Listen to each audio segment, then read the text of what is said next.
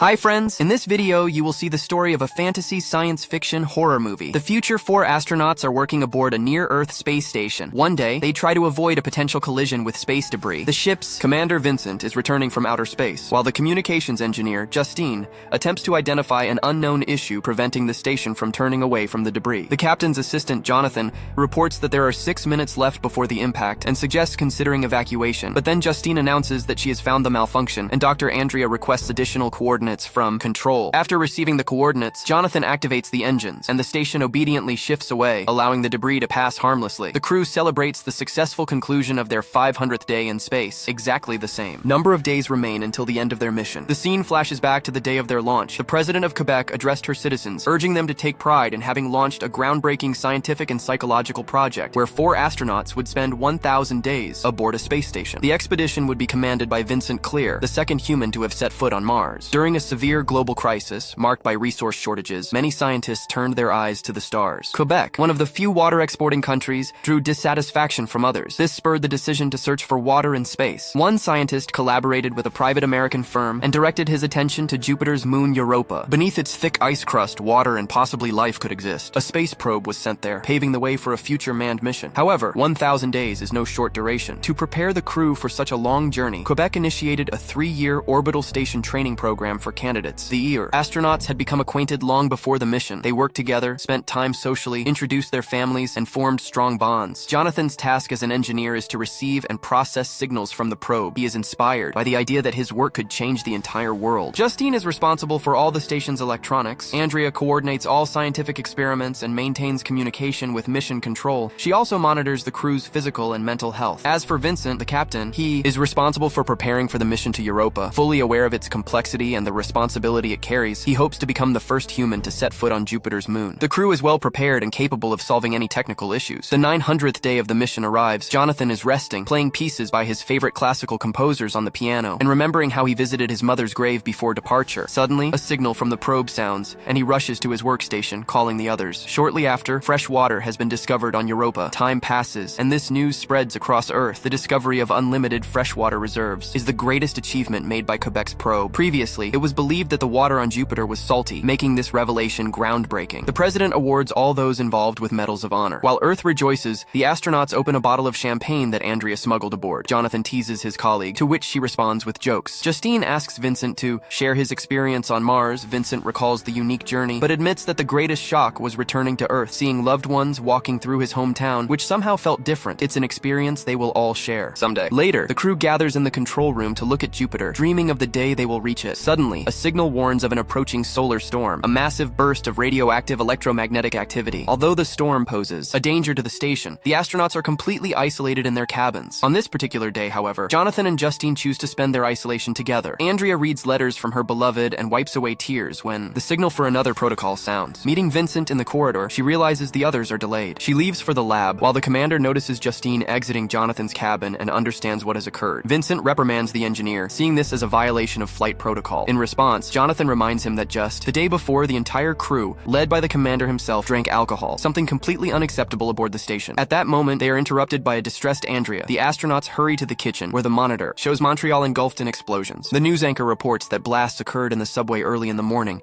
when it was crowded with students and workers, resulting in hundreds of deaths and thousands of injuries. The president promises to find and punish those responsible for this monstrous crime and urges compassion for the families of the victims. Later, the crew receives word that their families are safe, except for Vincent. His son is severely injured and currently in a clinic. Rumors circulate that the attack occurred because of their discovery, and communication with the crew has been limited. However, the astronauts cannot abandon what they started, as it is humanity's last hope. Vincent tells the others that after 1,000 days, another crew is supposed to replace them. However, tragedy has struck. His colleague and backup, Xavier, has died. Upon hearing this, Andrea runs out of the crew's common room. She cries alone in her cabin, recalling how thrilled she was to join the project, with Xavier supporting her every step of the way. Sometime later, Vincent calls his son, the boy with injuries to his hands, worries about whether he will ever play basketball again. Vincent reassures him, reminding him that he is his son and will recover. Meanwhile, Jonathan teaches Justine to play the piano, noting that she is improving. Suddenly, all communication is lost, and Justine goes to check the systems. At that moment, Jonathan calls the crew to the observation window, where they watch in horror as explosions bloom across the entire planet. They try to contact Mission Control, but there is no response. Vincent orders messages to be sent across all frequencies, but no one replies. Justine notes that nuclear explosions have occurred in in all major cities, including Montreal. At that moment, the German space station responds, but they know nothing either, and have also lost all communication. Vincent orders radio silence, as it is clear this is a war. Jonathan suggests evacuation, but Vincent asks where to, and reminds them of their priority to follow the orders of Mission Control. Andrea reminds him of their families, but the astronauts are powerless to help them. 6 days pass, the astronauts gaze at the dark Earth where not a single light burns, remembering their loved ones. Vincent occasionally tries to reach anyone on Earth, but it is futile. He asks Andrea to assess their psychological state, but she refuses, as she is just as on edge as the others. Instead, she offers to listen to him. Vincent admits that after his Mars mission, he felt resentful because he was the second to set foot there. Now, when he had the chance to be first, everything has collapsed. Worse still, he may have lost his son, which frightens him far more. He confesses that he no longer knows why he wanted to become an astronaut. This feeling begins to overwhelm the rest of the crew. They question why they strove to reach the stars when their loved ones and all of humanity may have perished. They search for a reason to continue their mission. The 1000th day arrives. Today, they were supposed to return home to prepare for the Europa mission. Suddenly, an alarm blares on the station, and the AI announces that the emergency escape capsule will be ready for launch in 2 minutes. Everyone rushes to it, only to discover Vincent inside, preparing to abandon the station. Jonathan opens the door and drags the captain out while Andrea seals the hatch, but it is too late to stop the launch and the capsule detaches, leaving the crew stranded without the option of evacuation. Vincent behaves irrationally, forcing Andrea to administer a sedative. The remaining 3 are left in despair, unsure of what to do next. Following protocol, Andrea declares Vincent unfit for command and appoints herself as the new leader. Inatsei reflects on Xavier's death, remembering the moment he proposed to her. She recalls her decision to join the orbital mission and his promise to wait for her. Meanwhile, Justine approaches Jonathan, but he is in no mood for affection and asks her to leave. Later, Vincent explains that he had a nervous breakdown and doesn't even remember getting into the capsule. He admits he just wanted to see his son. Jonathan accuses him of selfishness and cowardice. A heated argument ensues, but Andrea intervenes. They cannot return to Earth, nor can they expect rescue. Andrea calculates their remaining supplies, concluding that if they ration carefully, they can survive for another 25 days. During that time, they must come up with a solution. Now, Justine begins to panic, questioning what they would even do if they return to Earth. There is nothing left. She recalls a friend who disapproved of her decision to join the mission. Back then, she was confident that she wanted to go. One day, the woman exits into open space. Jonathan watches Justine's figure disappear into the void for a long time, while Andrea tries to console him. When Vincent attempts to express sympathy, Jonathan strikes him. An hour passes. Suddenly, a signal comes from the Russian orbital station. The sole surviving cosmonaut requests help and prepares to dock his rescue capsule with their ship. When the cosmonaut arrives, Andrea immediately notices he is emaciated and suffering from radiation exposure. They realize they likely cannot save him. Vincent points out that the Russian capsule is built for 3 people, but now there are 4 of them. With oxygen running out, staying on the station is not an option. Jonathan suggests waiting for the cosmonaut's death and then using his capsule to return to Earth. Andrea refuses to make such a decision, especially as the cosmonaut begins to recover. He explains that his station's reflectors failed during the solar storm, killing the rest of his crew. Jonathan calculates the possibility of returning all 4 of them in the Soyuz capsule, but concludes it's impossible. He reflects on Justine and reproaches himself for his coldness toward her. The cosmonaut admits he knows he is terminally ill and won't survive. He reveals that the greatest war in human history has taken place on Earth, sparked by their discovery. Vincent is stunned. Could this truly have been a war over water? The cosmonaut laughs, calling them naive, and explains that water was merely a pretext. Jonathan examines the data from Europa more closely. The crew notices something they had dismissed before, a massive unknown object resembling an alien spacecraft on Europa's surface. Confused, they question why this discovery was hidden from them, while the Russians clearly knew. On Earth, the conflict was framed as a war over water, but in reality, Quebec concealed the existence of extraterrestrial technology. Vincent insists humanity must learn the truth. This ship could transform their understanding of the universe.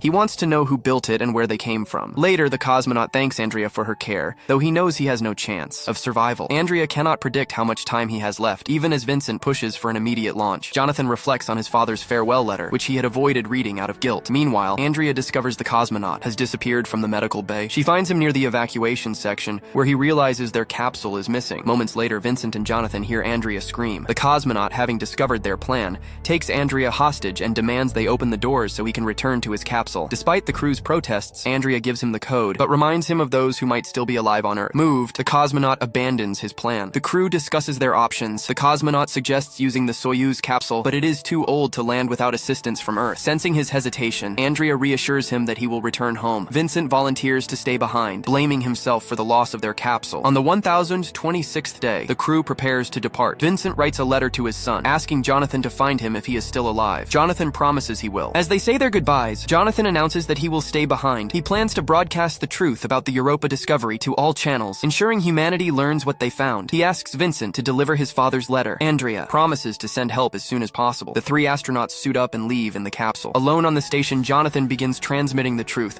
mentally bidding farewell to his father, who, as it turns out, never blamed him and was always proud of his son. In this way, this fantasy film ends here. And if you like this movie, then please like this video and subscribe to the channel. Thank you.